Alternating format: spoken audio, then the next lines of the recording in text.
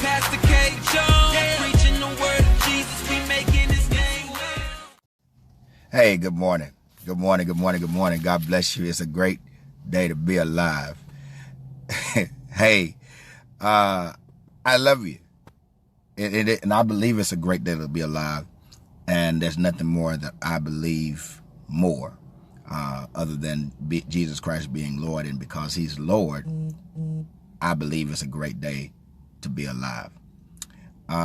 So look, check this out. I started yesterday talking about the idea of reparations. I know this might not be an exciting topic. It may not be a favorable topic, but it is a necessary topic. And so when we talk about reparations, we're dealing with slaves or descendants of slaves being compensated for the atrocities that were against them. What's going on, Lawrence Matthew DeHolis? The atrocities that were committed against them. Hey, Yvonne, you know, and when you look at that, it is to help repair the damage. It does not fix everything, but it is something that helps to repair it. Now, the reason why we have to have this conversation is because I'm appealing to those individuals who make decisions in Congress and in the Senate, in the House of Representatives, in any state, because you have to look at this from a biblical perspective. And the one thing we have to look at is that God is no respecter of persons.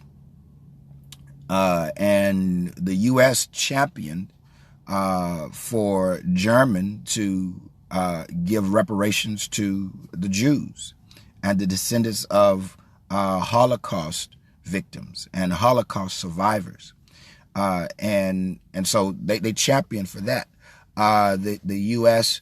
also has granted reparations to Native Americans, and those Native Americans are there every session. Hey, Crystal, Denise DeHolis, they're there every session, and they not only are they getting reparations, but they are asking for more and making sure they're not left out of the conversation.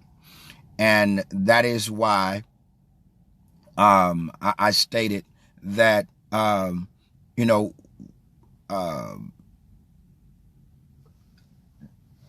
African-American black elitism has been a problem when discussing this issue, when discussing this matter. And so what's going on, G?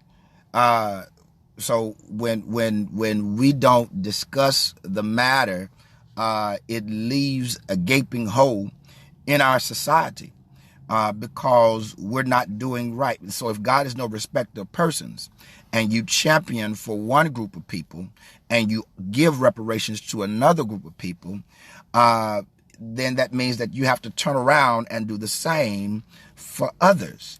And so if African Americans have been damaged, hey, Raven, then we deserve reparations. Our descendants deserve reparations. And see, I'm not sharing, hey, Angela, how you doing? I'm not sharing this because of the color of my skin. I'm sharing this because of the conviction in my heart. And I didn't call myself to this. God called me to it. And so we have a responsibility to do something about it. Now, let's go to the scripture. Ta-Nehisi Coates, he starts out quoting Deuteronomy chapter 15, and verse, I think he starts, verse 12. It says, and if thy brother and Hebrew man and Hebrew woman sold unto thee, serve thee 6 years, then in the 7th year thou shalt let him go free from thee. And when thou sendest him out free from thee, thou shalt not let him go away empty. Thou shalt furnish him liberally out of thy flock and out of thy floor and out of the winepress of that wherewith the Lord thy God hath blessed thee, thou shalt give unto him. And thou shalt remember that thou wast a bondman in the land of Egypt, of the Lord thy God redeemed thee, and the Lord thy God redeemed thee. Therefore I command thee this thing today. Now the problem with using that scripture to justify reparations is because the people who founded America, at the time that Abraham Lincoln gave the Gettysburg Address, the nation was only 87 years old. But the people who founded America never saw African slaves as their brethren anyway. They never saw them as their equal. And so that would be the slippery slope that you would have to do, or the straw man that you have to knock down when you're using that scripture. And when you talk about slavery and the atrocities of slavery, you can't just start on American soil. What's going on, son? How you doing, Kelvin? You have to go all the way back to Africa. And you see how these people were ravaged. They were ripped away from their homeland. Their families were torn apart. They were beaten, bruised, battered, and they were living a life that was comfortable for them. And when you look at Deuteronomy 15, and even if you look at the law, the Levitical law, the only way people in Israel were to take slaves is if they were in a war with a land that was trying to defeat them or threaten them. The people in Africa were not threatening the civilized world. They were not a threat at all. They were civilized themselves. They were not a threat. And you go into this land and you threaten them and you overtake them. This was a thriving group of people. When you go back and you study the beginning of slavery, it started out as indentured servitude. Indentured servitude. You look at the book by Ira Berlin, Generations of Captivity. It started in a place called El Camino, where people willingly came over to work in this new land in order to get an honest wage. And they were contract workers. And after their contract was up, they were granted what's called manumission. They were granted freedom or release of that contract. And so now they were, when that begins to happen and you still need labor, you go over and steal people because they won't commit to come over to help you found or establish or build this new land that you have. And so it was an opportunity for rape and pillage to overtake these people who were innocent. So it was not where you were in a war and you gathered slaves. No, that was not the case. You actually took these people who were minding their own business, weren't bothering you, and you took them and you brought them into this place and you caused them to labor for you under duress. So they never saw us as brethren. So now the scripture that we have to use when you go back to Proverbs chapter 6, verse 31. Watch what it says. It says, verse 30, it says, men do not despise a thief if he steal to satisfy his soul when he is hungry. You were not hungry. This nation was thriving and prospering. It had just gone through the Revolutionary War, and it had received money from the coffers of the Brits. And now you're thriving and you're growing and you're prospering. But watch this, you're prospering on the backs of people who unwillingly are serving you. He says, people don't despise you when you do that if you're hungry. You weren't hungry. But watch this, verse 31. But if he be found, he shall restore sevenfold. He shall give all the substance of his house. Now, hey, what's going on, Vicky? What's going on, Ronald?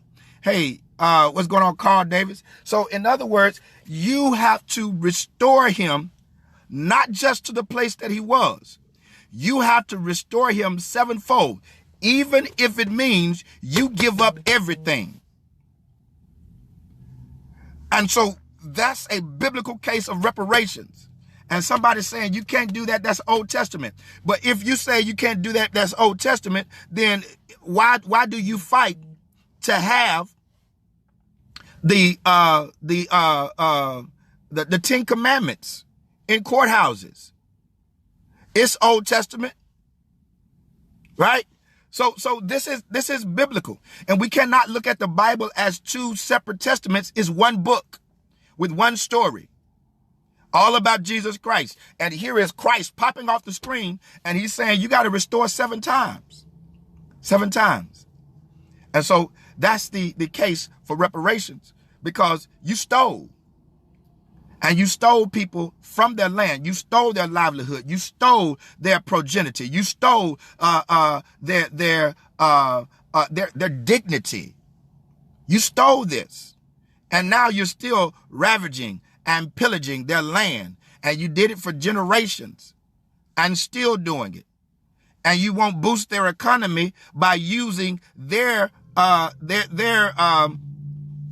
form of currency. You're still trying to use the British and the U.S. form of currency and make people use that, but you're not boosting their economy by using their currency. So, America, we have to restore 7 times what was lost. Now, look, the longer you hold back, guess what? Interest is added to that. So that's all I have today. So that's the first case of reparations. Proverbs chapter 6, verse 30 and 31. If a thief be caught stealing, he had to restore 7 times greater. Hey, this is Helen Jones, second son, saying life is too short to play games, so keep it real, 2 fingers to the north. Hey, share this, like this, share it, pass it on, put it in folks' inbox so we can talk about this. And let's comment on it.